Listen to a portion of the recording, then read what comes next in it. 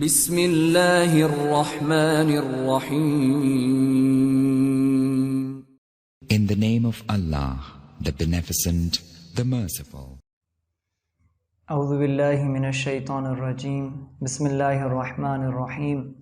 وبہ نستعین وہو خیر ناصر و معین. وصلی اللہ علی محمد وعلی اہل بیتہ الطیبین الطاہرین.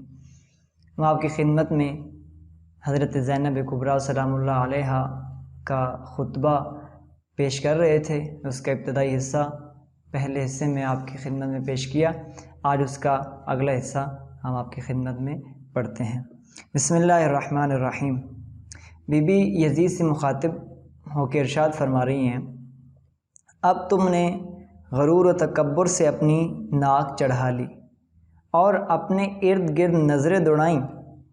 تم مسرت و شادمانی سے سرشار اپنے غالب ہونے پر اترا رہے ہو اور غرور و تکبر سے اپنے چاروں طرف دیکھ رہے ہو.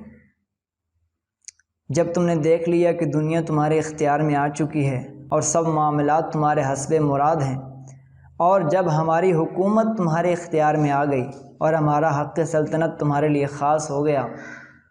بی بی یہاں پر یزید سے کہہ رہی ہیں کہ تم نے اس فعل کے بعد جو تم نے شہداء کے ساتھ کیا، ان کو شہید کیا، اسیروں کو شام لے کے آئے، تمہیں ایک مسرت و شادمانی ہے کیونکہ تم سمجھ رہے ہو کہ یہ دنیا تمہارے اختیار میں آ گئی ہے، اور تم یہ سمجھ رہے ہو کہ تمہاری منظم سیاست کے تحت آج ہم اس جگہ پہنچ گئے ہیں کہ تم نے اپنے حریف، اپنے مد مقابل کو قتل کیا، شہید کیا ان کو، اور اس کے بعد ان کے اہل حرم کو تم اسیر کر کے کربلا تک لے کے آئے. یہ بی بی کہہ رہی ہیں کہ یہ تمہاری خوشی اور شادمانی کی وجہ یہ ہے. اور اس کے بعد بی بی ایک نقطہ ارشاد فرماتی ہیں کہ ہمارا حق سلطنت، یہاں پر توجہ رہی ہے کہ بی بی اور اہل بیت حکومت کو ہمیشہ اپنا حق مانتے ہیں اور اپنا حق تصور کرتے ہیں. اہل بیت اور ان کے مکتب کے اہل مکتب، ان کے جو فکر والے ہیں، وہ بھی اس چیز کو ایکسیپٹ کرتے ہیں، اور ہمارا بھی یہی عقیدہ ہے کہ ہم خلیفہ بلا فصل امیر المومنین علی ابن ابی طالب کو مانتے ہیں، اور حق سلطنت، حق حکومت ان کو ہے یا ان کی اولاد کو. اس کے بعد ذرا ٹھہرو. بی بی کہہ رہی ہیں کہ تم نے یہ سب کچھ کر لیا. اب بی بی کہہ رہی ہیں محلن محلن، ذرا ٹھہرو، تحمل کرو اور جہالت و نادانی میں تیش نہ کھاؤ. کیا تم اللہ تعالیٰ کے اس فرمان کو بھول گئے؟ اب بی بی آیت پڑھ رہی ہیں، وَلَا يَحْسَبَنَّ الَّذِينَ كَفَرُوا أَنَّمَا نُمْلِي لَهُمْ خَيْرٌ لِأَنفُسِهِمْ إِنَّمَا نُمْلِي لَهُمْ لِيَزْدَادُوا إِثْمًا وَلَهُمْ عَذَابٌ أَلِيمٌ.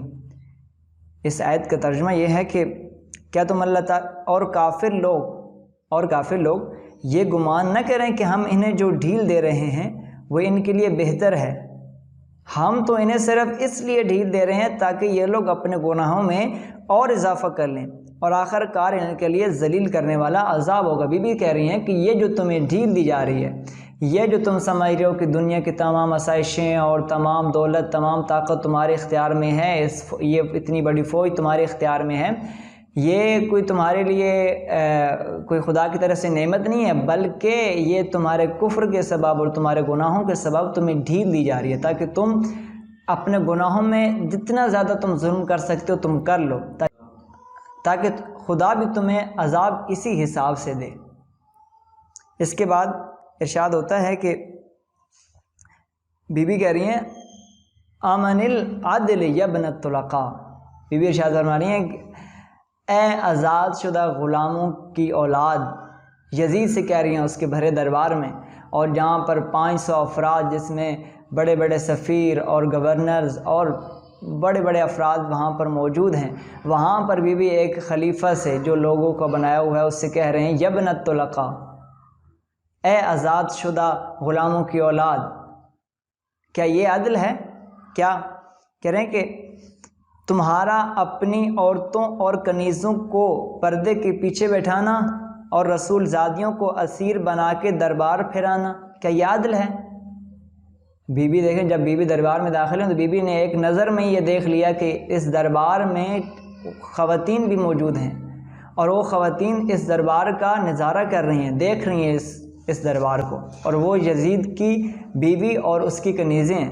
اور بیوی کہہ رہے ہیں کہ یہ عدل ہے کہ رسول زادیاں جو ہے وہ دربار میں مجمع میں بے پردہ پیش کی جائیں، وہاں پر کھڑی ہوں، اور جو یزید کی بیوی اور اس کی کنیزیں وہ پردے میں ہوں۔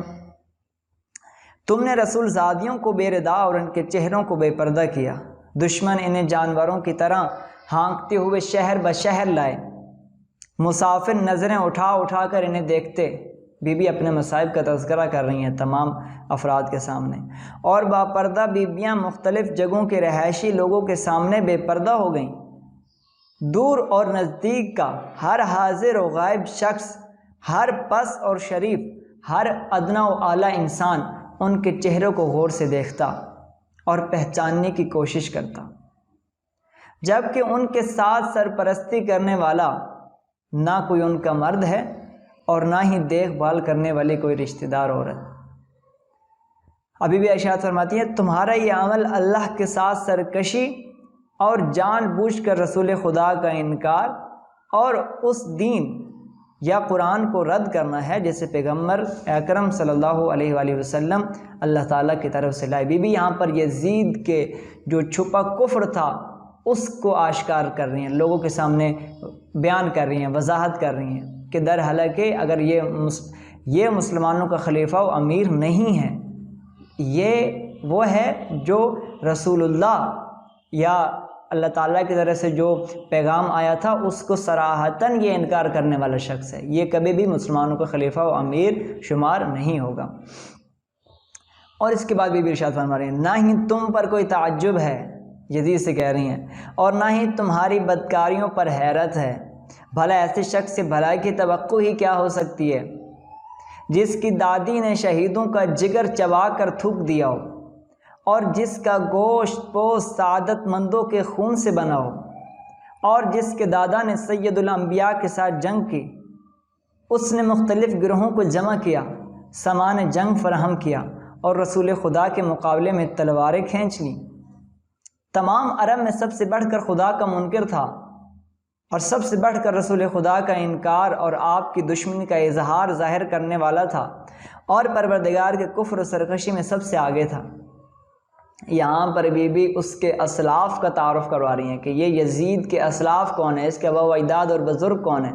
یہ بھی کہہ رہے ہیں کہ اس کے آباء و اجداد میں شروع سے ہی اسلام کے خلاف دشمنی بھری ہوئی ہے، ان کے ذہن اسلام کے خلاف استعمال ہوئے ہیں، ان کا مال اسلام کے خلاف استعمال ہوا ہے، اور انہوں نے اپنی آخری حد تک اسلام کو نقصان پہنچانے کی کوشش کی ہے۔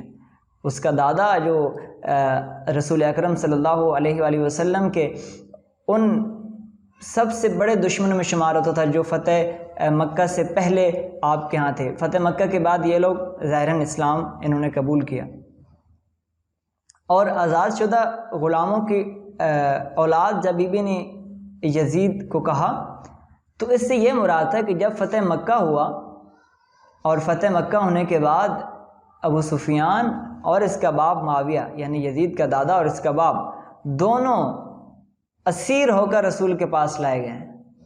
اسی طرح بعد اور افراد بھی تھے، لیکن یہ بھی اس کے دادا اور اس کا باپ بھی ان اسیروں میں شامل تھے، تو رسول اللہ نے ان کو معاف کیا۔ بی کہہ رہی ہیں کہ وہ جو معاف کرنے والے تھے وہ ہمارے نانا تھے، اور جس کو معاف کیا گیا تو وہ تمہارے دادا جو اسیر ہو کے ہمارے خدمت میرے نانا کی خدمت میں آئے تھے۔ آج کی گفتگو کا اختتام کرتے ہیں۔ والسلام علیکم ورحمۃ اللہ۔